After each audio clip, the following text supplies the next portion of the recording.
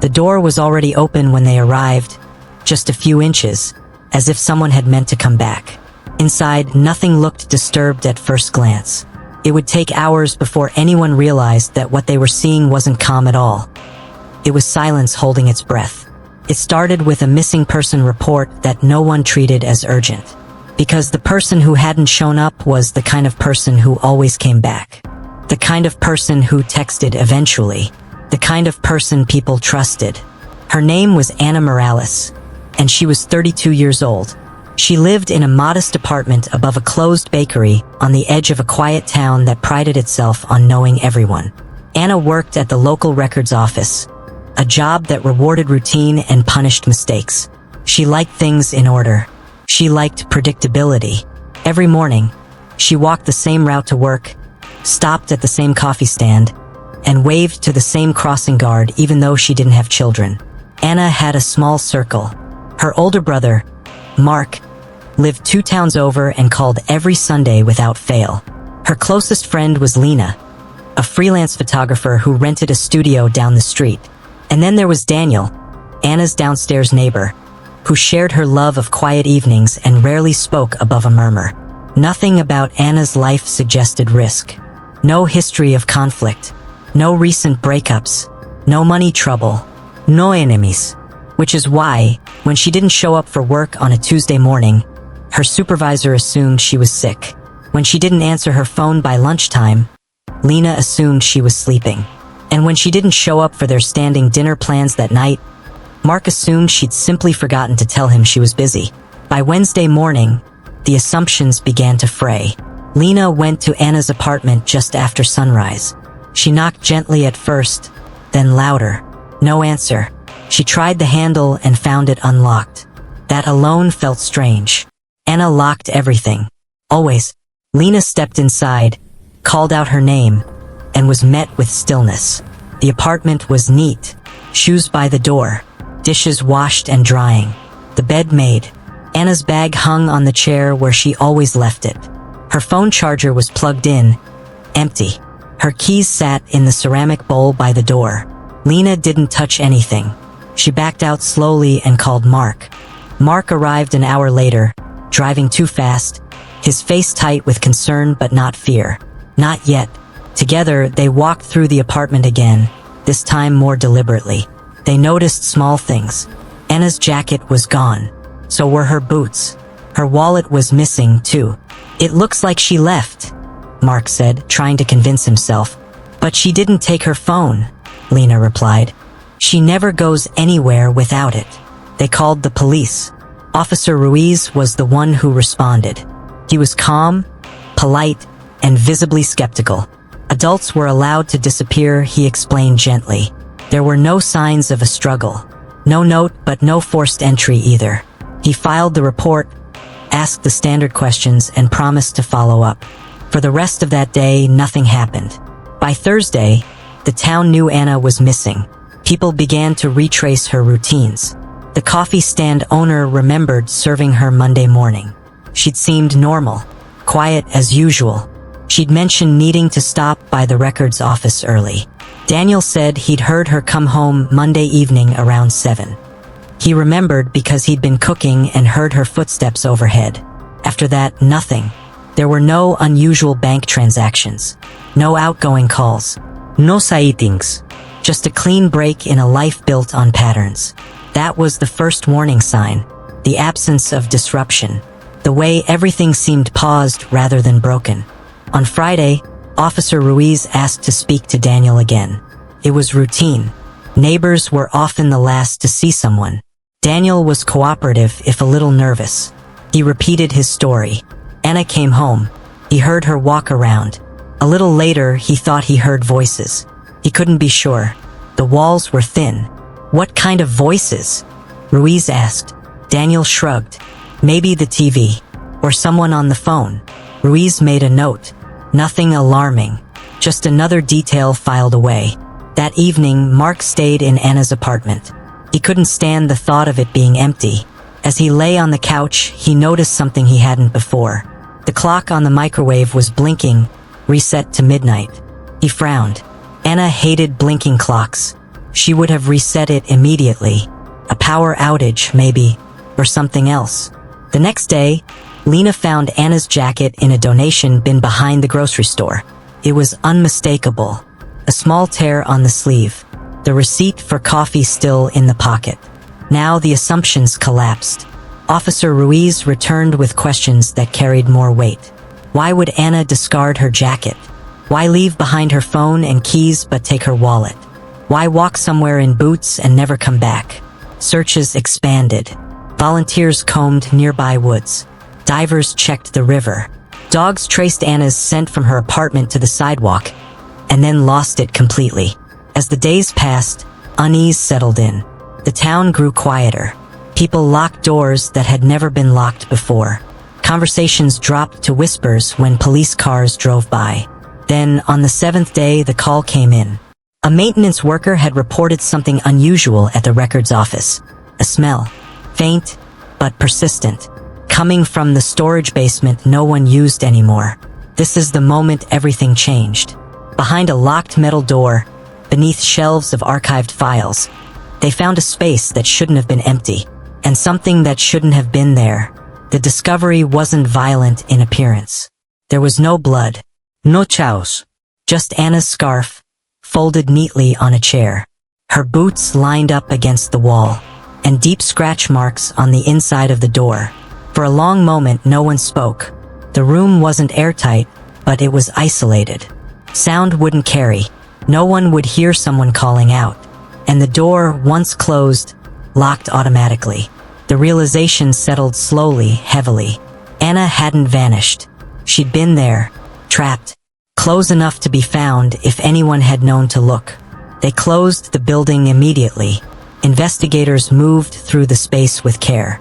The door mechanism was examined. It wasn't faulty. It worked exactly as designed. Someone had closed it. The tone of the investigation shifted overnight. Officer Ruiz stopped asking where Anna might have gone and started asking who had access. Employees, contractors, anyone with keys. Mark replayed every conversation he'd had with his sister. Every missed call. Every delayed assumption. Lena couldn't stop thinking about the jacket. The bin. How intentional it seemed now. Daniel was brought in again. This time, the questions were sharper. His timeline didn't quite align with security logs. The voices he thought he heard. The way he'd described them so vaguely. He insisted he was mistaken. He insisted he'd never been inside the records office.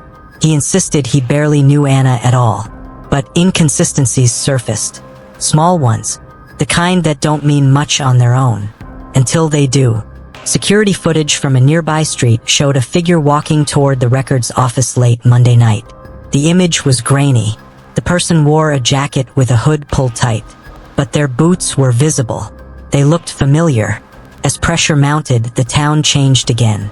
This time, not with silence, but with suspicion. People eyed one another differently. Old kindnesses felt strained. Trust thinned. The investigation narrowed.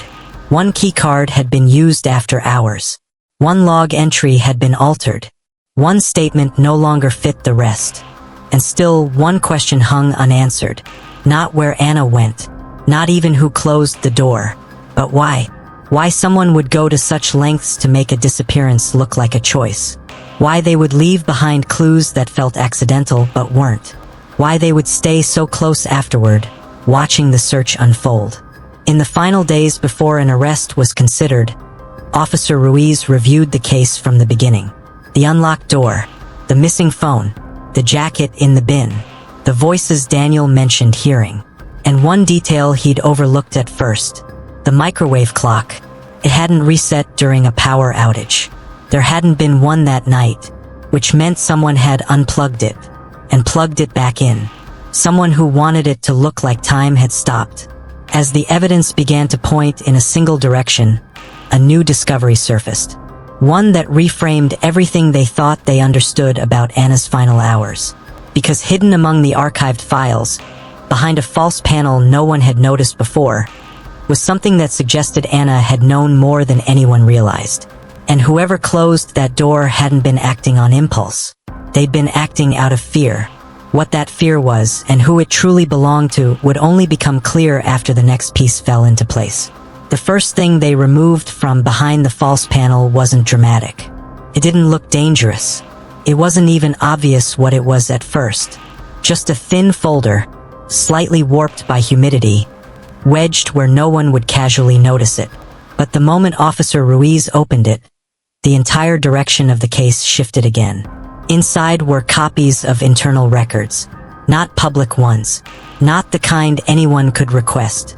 These were drafts, notes in the margins, corrections that had never been finalized. And at the center of it all was a name that appeared again and again, circled, underlined, rewritten in different ink. Daniels. Up until that moment, Daniel had been a person of interest mostly because of proximity. He lived below Anna. He heard her come home. He was nearby when she disappeared. But proximity alone isn't proof. What sat in that folder was something else entirely. Anna had been quietly reviewing discrepancies in archived property records. Old ones. The kind most people assumed were settled decades ago. Small parcels of land. Boundary changes.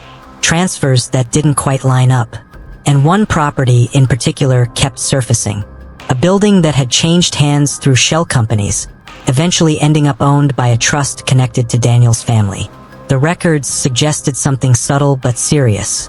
An error that benefited one party at the expense of another.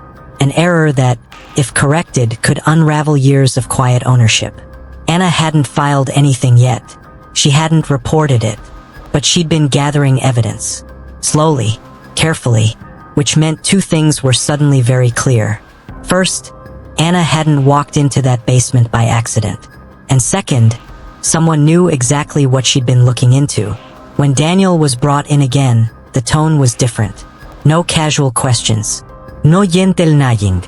Ruiz placed copies of the documents on the table between them and waited. Daniel stared at them longer than expected. Too long. Then he laughed.